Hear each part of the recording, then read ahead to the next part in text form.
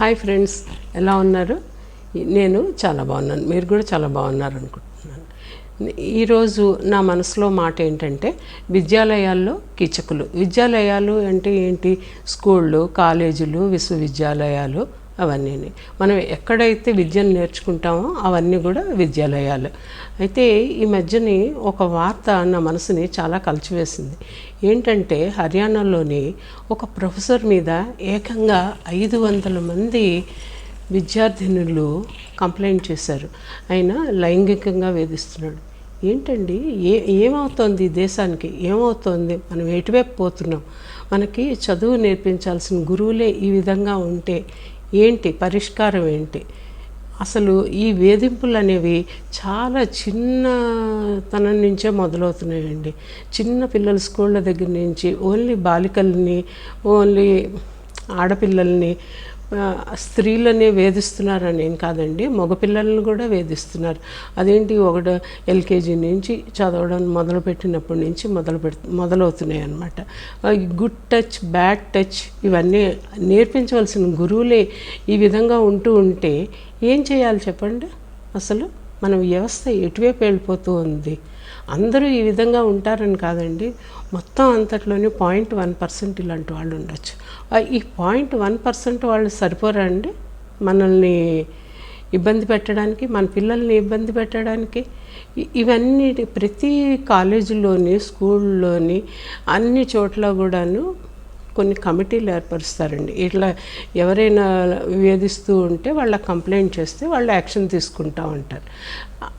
ఇదంతా ఎప్పుడు జరుగుతుంది? ఓ వేధింపుకు గురైన తర్వాత ఆ పిల్ల కానీ పిల్లవాడు కానీ కొంచెము భయపడో, లేకపోతే భయం లేకపోయినా ఆ ప్రిన్సిపాల్కో లేకపోతే యాజమాన్యం వాళ్ళకి కంప్లైంట్ చేస్తే అప్పుడు ఈ కమిటీలన్నీ యాక్టివేట్ అవుతాయి. కానీ ఇంత ధైర్యం ఏ పిల్లలు చేయగలుగుతారు? ఏ పిల్లలు చేయలేరు.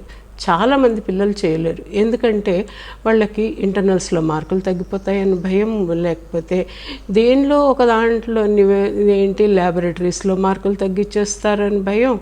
మిగిలిన టీచర్లు ఇలాంటి సమయంలో మాత్రం ముందు అందరూ కొట్టుకుంటారండి. టీచర్లు అందరూ కలిసి ఉంటారని ఏం చెప్పలేం.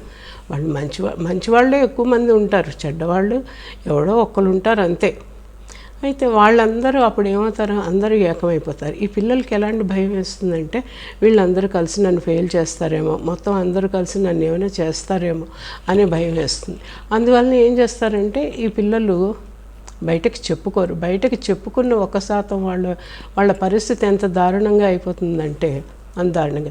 అసలు ఇలాంటివి జరగకుండా చూస్తేనే బాగుంటుంది కదండి. అసలు ఇలాంటివి జరగకుండా చూడాలి అంటే మన టీచర్లలోనే చాలామంది మంచివాళ్ళు ఉంటారండి. వాళ్ళు ఏమనుకోవాలి, వీళ్ళు మన పిల్లలు లాంటి వాళ్ళు, వీళ్ళని మనం కాపాడాలి అని చెప్పి ఎవరైతే అలాంటి దురుద్దేశంతో ఉన్న వాళ్ళు ఉన్నారో వాళ్ళని ఒక కంట కనబెడుతూ ఉంటే వాళ్ళకి సైలెంట్గా ఎవరికి వినబడకుండా వాళ్ళొక్కరికే వినబడేటట్టు ఇన్స్ట్రక్షన్స్ ఇవ్వచ్చండి. వాళ్ళని బెదిరించవచ్చు కూడాను. నువ్వు ఇలా చేస్తున్నావు, నువ్వు ఇలా చేస్తే నీ ఉద్యోగం తీయించేస్తాం, అలాంటివి ఏదైనా చెప్పచ్చు. పై వాళ్ళకి కంప్లైంట్ చేస్తాం, ఇలాంటివన్నీ చెప్పచ్చు. దీనివల్ల ఏమవుతుంది, చాలామంది ఎంత మంచి మార్కులు తెచ్చుకుంటారండి. మంచి మార్కులు తెచ్చుకొని ఐఐటీల్లోని, ఎంబీబీఎస్లోని సీట్లు తెచ్చుకుంటారు. ఇలా సీట్లు తెచ్చుకున్న పిల్లలకి ఏమవుతుందంటే ఇలాంటి వేధింపులకు గురైన తర్వాత వాళ్ళు బయటకు చెప్పుకోలేక మళ్ళీ వాళ్ళు హైయర్ స్టడీస్ కూడా చదవలేమనే భయంతో ఏం చేస్తున్నారో ఆత్మహత్యలు చేసుకుంటున్నారు. ఇలాంటి ఆత్మహత్యల నుంచి, పిల్లల ఆత్మహత్యల నుంచి బయటపడాలంటే ఏం చేయాలండి? మనందరం సమిష్టిగా కృషి చేస్తేనే అవుతుంది. ఆ పాపం ఆ బాల్యంలోనే వాళ్ళని ఎలా చిదిపేస్తూ ఉంటే వాళ్ళు ఎలా, ఆ తల్లిదండ్రులు ఎంత బాధపడతారండి? 9 నెలలు కష్టపడి, ఈ మధ్యకాలంలో అయితే పిల్లలు పుట్టడమే కష్టంగా ఉంటుంది. ఎంతో కష్టపడి ఆ పిల్లల్ని కంటారు. కన్న తర్వాత వాళ్ళని పెంచుతారు. పెంచిన తర్వాత వాళ్ళు బాగా చదువుకోవాలని ఎంతో కష్టపడి పెంచుతారు. పెంచిన తర్వాత ఈ విద్యారణ్యంలోకి వెళ్ళంగానే అక్కడ వాళ్ళు దగ్గర తీసుకునేది మానేసి ఇలాంటి పనులు చేస్తూ ఉంటే ఆ పసిమొగ్గలు ఏమవుతాయి? దీనికోసం మనందరం కష్టపడాలండి. అటు టీచర్లే కాదు, సమాజమే కాదు, తల్లిదండ్రులే కాదు, ఎక్కువగా తల్లిదండ్రుల మీద కూడా ఈ బాధ్యత ఉంది. ఏంటంటే వాళ్ళు పిల్లలతోటి చిన్నప్పటి నుంచే ఫ్రెండ్లీగా ఉండే వాతావరణాన్ని అలవాటు చేసుకోవాలి. ఫ్రెండ్లీగా ఉంటే వాళ్ళు ఒకవేళ మంచి జరిగినా చెడు జరిగినా ఏది జరిగినా మనకు చెప్పుకునే స్వేచ్ఛని ఆ పిల్లలకి ఇచ్చినట్టయితే వాళ్ళు కనీసం మనతో చెప్పగలుగుతారు. మనము వాళ్ళ పేరు చెప్పకుండా కూడా మనము ఆ ప్రిన్సిపాల్తో కానీ ఆ యాజమాన్యంతో కానీ ఎవరితో అయినా మాట్లాడడానికి అవకాశం ఉంటుంది.